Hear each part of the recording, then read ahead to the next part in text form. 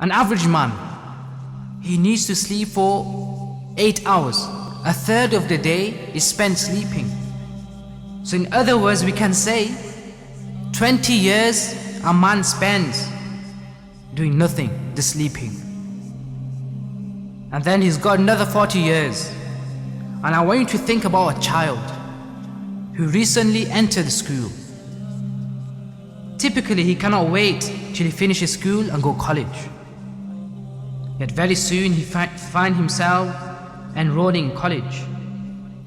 At this stage of life, he does not even recall the long years of his school. He already has other things in his mind. He wants to take advantage of these precious years to ease the fears of the future. He then finds himself in the university and graduates. Before long, he becomes busy arranging his forthcoming wedding. Yet time passes faster and faster than he expected. And soon he finds himself supporting his family. By the time he becomes a grandfather, an old man now, declining health, he hardly recalls the events of his youth. The appointed time approaches. The time left is very limited. A few years, few months, few days, and then few hours. Nevertheless, when death comes to man, all the realities of life, all the distractions of this life, they vanish. There is no reminder of good old days. Think of everything you can do now. You can blink your eyes, you can move your body, you can speak, you can smile, you can walk, you can drive, you can listen. All these functions of your body. Now think about the state and the shape your body will form after death. You will not able to blink your eyes. You will not able to move your lips. You will not able to listen to anything. You will not able to laugh. You will not able to talk. You will not able to walk. From the moment you breathe your last, you will become nothing except a heap of flesh, a body, a very silent body. Your body is silent and motionless, and it will be carried away. It will be then washed for the last time. You will be shrouded with 3 pieces of cloth, or 5 for sisters. Your body, your corpse, will be carried in a coffin to the graveyard. Once you are laid in the depths of the ground, the people will cover you with soil. You will never see the daylight again. This is the end of your life. This is the end of your story. From now on, you are simply one of the names represented in the graveyard by the marble stones. During the first months or years, your grave will be visited frequently. As time passes, fewer people will come. Decades later, there will be no one left to come to your grave. So on the one hand, you're in the grave. On the other hand, your family members will experience a very different aspect of death. At home, your room and bed will be empty.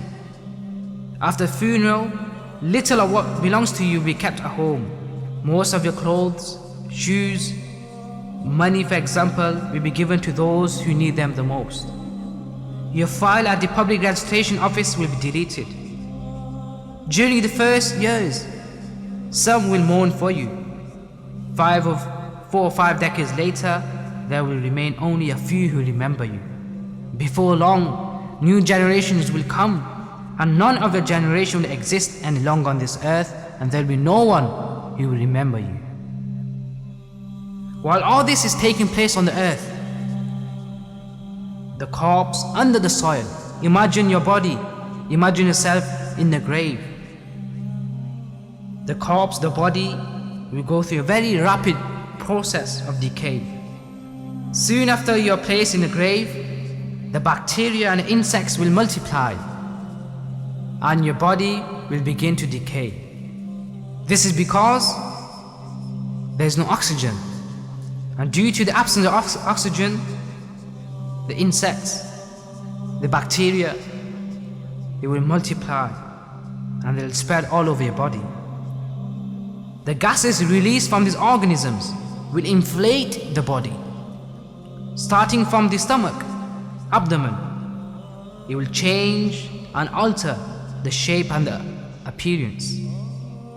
Foam will pop out from the mouth and from the nose due to the pressure of gases on the diaphragm. Your eyes will turn purple, and the body undergoes great changes. As corruption proceeds, body hair, nails, soles, eventually the palms, the ears will fall off.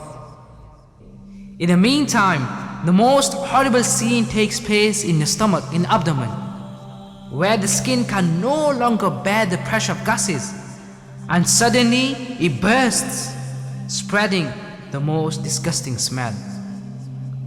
Then starting from the skull, muscles will detach from their particular places. Skin and soft tissues will completely disintegrate. The brain will decay. This process will go on until the whole body, or you, will be reduced into a skeleton. The same body which we spend so much time to look after is now turned into soil. However, my dear brothers and sisters of Islam, the question is, how much did we take care of the soul which is going to last forever?